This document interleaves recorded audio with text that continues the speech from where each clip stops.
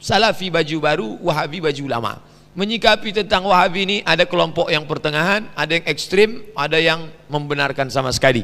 Sudah saya bahas dalam buku 37 masalah populer, masalah yang ke-36. Masalah 37 Syiah, masalah 36 salaf dan salafi.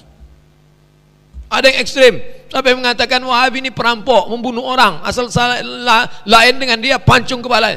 Tapi ada yang pertengahan, di antaranya ulama Al-Azhar. Syekh Atiyah Sokor mengatakan salafi ini kalau dia tak menyalahkan orang lain, dia masih bisa berdialog. Ini gerakan yang bagus karena dia membantah TBC, tahayul, bid'ah, khurafat.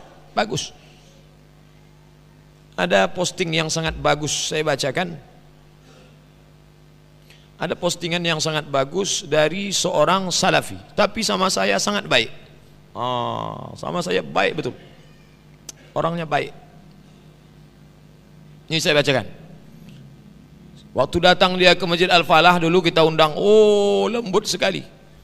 Judul tulisannya nanti saya postingkan, kritik untuk saudara-saudaraku sesama salafi. Namanya cari nanti di internet, Muhammad Abdullah Soleh Hadrami dari Malang. Apa bunyi kalimatnya? Kritik untuk saudaraku sesama salafi. Kita sering mendengar sebuah hadis yang sangat terkenal, umat terpecah 73 golongan, semua masuk neraka, hanya satu golongan yang di surga. Salafi berkeyakinan bahwa satu golongan yang masuk surga itu hanya salafi saja, yang lain masuk neraka. Menurut kelaikan salafi, Asy'ari masuk neraka, Maturidi masuk neraka, NU masuk neraka, Muhammadiyah masuk neraka, Habaib masuk neraka, Al-Irsyad masuk neraka, Persis masuk neraka, Jamaah Tabligh masuk neraka, Ikhwan Muslimin masuk neraka. Salafi yang tidak berkeyakinan seperti ini dikeluarkan dari salafi dan bukan dianggap salafi lagi. Apalah artinya kita pura-pura baik dan dakwah lemah lembut terhadap tokoh NU sementara kita berkeyakinan bahwa mereka masuk neraka? Bukankah itu namanya taqiyah? Sama kita dengan Syiah. Saya Muslim Ahlus Sunnah wal Jamaah Salafi. Ini adalah pilihan saya. Semua umat Islam adalah saudara saya, dan saya tidak setuju dan tidak sependapat dengan keyakinan mereka masuk neraka. Saya mengajak teman-teman untuk berpikir kembali dan tidak terus-menerus berada dalam keyakinan seperti itu. Apalah artinya istiqomah kalau kita meyakini keyakinan yang salah? Kita harus jujur bahwa tidak ada kelompok yang sempurna. Kewajiban kita saling mengingatkan, saling menasihati, saling meluruskan, saling mendoakan. Saudara-saudaraku, apa yang saya cintai karena Allah, apabila terjadi perbedaan pendapat, jangan emosional, jangan divonis sesat neraka. Alangkah baiknya jika pikiran masing-masing dikomunikasikan dengan baik. Kita harus terus belajar, jangan pernah berhenti dari belajar, karena ilmu adalah ibarat lautan yang tak bertepi. Ya Allah, hanya kepadamu lah hamba mengadu. Semoga bermanfaat. Malang, Sabtu 21 Rabiul Awal 1437 2 Januari 2016. Hamba Allah yang selalu berharap petunjuk, ampunan dan kasih sayangnya, Abdullah Soleh Hadrami As-Salafi. Lembut, tapi dia pun dikeluarkan dari salafi. Terus dia sebutkan di sini, katanya ada salafi itu macam-macam, tapi ada juga salafi yang bagus katanya. Ya. Nah, ini katanya saya baca dari seorang salafi, tapi sama saya sangat baik.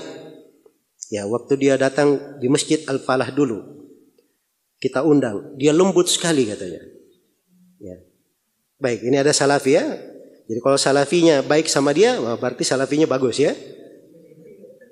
Baik. Ya, tulisannya nanti saya posting. Kritik untuk saudara-saudaraku sesama salafi. Nah, cari namanya nanti di internet. Yaitu namanya Muhammad Abdullah Soleh Hadrami dari Malang. Ya. Bunyi kalimatnya, kritik untuk saudaraku sesama salafi. Nah, ini saya bacakan sengaja ini ya. Supaya kita lihat nafas-nafas orang yang menuduh takfiri kepada siapa? Kepada dakwah Syekh Muhammad bin Abdul Wahab. Katanya kita sering mendengar sebuah hadis yang sangat terkenal. Umat terpecah menjadi 73 golongan. Semua masuk neraka. Hanya satu golongan yang di surga. Salafi meyakini, berkeyakinan bahwa satu golongan yang masuk surga itu hanya salafi saja. Yang lain masuk neraka. Ya Masya Allah ya. Menurut keyakinan salafi, Asy'ari masuk neraka, Maturidi masuk neraka, NU masuk neraka, Muhammadiyah masuk neraka, Habaib masuk neraka, Al-Irsyad masuk neraka, Persis masuk neraka, Jamaah Tabligh masuk neraka, Ikhwanul Muslimin masuk neraka. Kalimatnya lebih mengerikan lagi. Salafi yang tidak berkeyakinan seperti ini dikeluarkan dari salafi. Ya. Bukan dianggap salafi lagi. Ya. Artinya katanya kita pura-pura baik. dan dakwah lemah lembut terhadap tokoh NU. Sementara kita berkeyakinan bahwa mereka masuk neraka. Bukankah itu namanya taqiyah? Ya sama kita dengan Syiah katanya. Saya Muslim ahli sunnah wal jamaah salafi, ini adalah pilihan saya. Ya, semua umat Islam saudara saya. Dan saya tidak setuju dan tidak sependapat dengan keyakinan mereka masuk neraka. Saya mengajak teman-teman untuk berpikir kembali dan tidak terus menerus berada di atas keyakinan seperti ini. Baik, ya, dan seterusnya ya dari kalimat-kalimat, ya saya pikir tidak terlalu penting kita baca. Jadi orang yang seperti ini dijadikan potret salafi. Ya. Jelas ya? Kalau ini bahasa lebih tepatnya, ini bukan salafi namanya, ini khawarij. Orang ini. Ya. Jadi dia kenalnya gemar mengkafirkan. Ya. Saya tantang orang ini. Mendatangkan satu kalimat saya dari para ulama as-salaf, dari dahulu maupun belakangan, yang menafsirkan seperti penafsiran dia. Bahwa semua selain daripada satu golongan yang selamat, semuanya pasti masuk neraka. Ya. Dari mana dia dapat seperti itu? Baca hadits saja, kalau dia baca hadits itu sudah keliru pemahamannya. Apa haditsnya? Haditsnya kan tentang perpecahan umat. Iya. Datang dalam banyak konteks riwayat. Salah satu riwayatnya Nabi bersabda, "Wasataftariku ummati ala 73 firqah." Akan terpecah umatku menjadi 73 golongan. Kulluhum finnar illa wahidah. Semuanya dalam neraka kecuali satu. Ditanya kepada Nabi, "Man hum ya Rasulullah?" Siapakah mereka ya Rasulullah? Pertanyaannya siapa mereka? Ya. Perhatikan, pertanyaannya siapa mereka? Mereka itu apa? Orang atau sifat? Orang kan? Nabi tanya orangnya siapa? Tapi Nabi tidak sebut orang. Nabi sebut sifat. Nah, itulah ciri ahli sunnah yang selamat. Sifat bukan orang. Siapa yang bersifat dengan itu, makanya dia ahli sunnah. Walaupun dia sendiri, dimanapun dia berada. Jelas ya? Nah, ketika disebut siapa mereka, Nabi sebutkan sifatnya. Mereka adalah al-jamaah. Itu sifat mereka. Di riwayat yang lain, ala mithli ma ana alaikil yawmu ashabi. Siapa yang berada seperti aku dan para sahabatku berada di atasnya hari ini. Jelas ya? Jadi kalau kita baca haditsnya saja, ini sudah ada bantahan untuk dia. Nabi kan berkata, umatku akan terpecah. Umatku artinya apa? Hah? Umat Islam. Ya.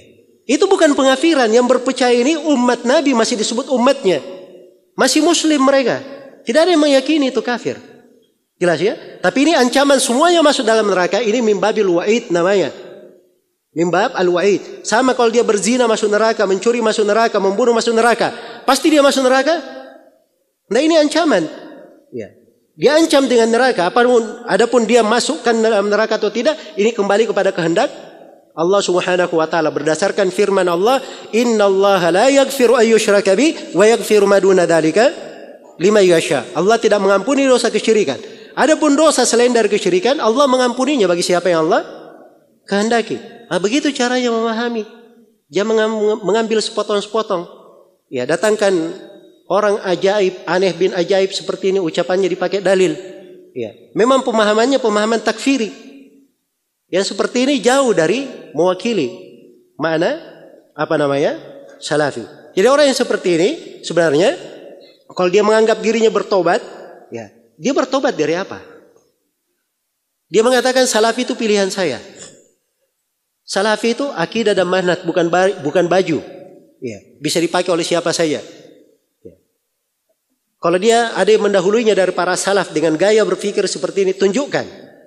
Apa dalilnya dari Al-Quran dan Sunnah? Siapa dari para ulama salaf yang mendahulunya? Siapa dari para ulama salaf yang mendahulunya?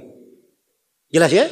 Maka jangan mengesankan bahwa dakwah salafiyah seperti ini atau wahabi itu gemar di dalam apa? Di dalam mengatakan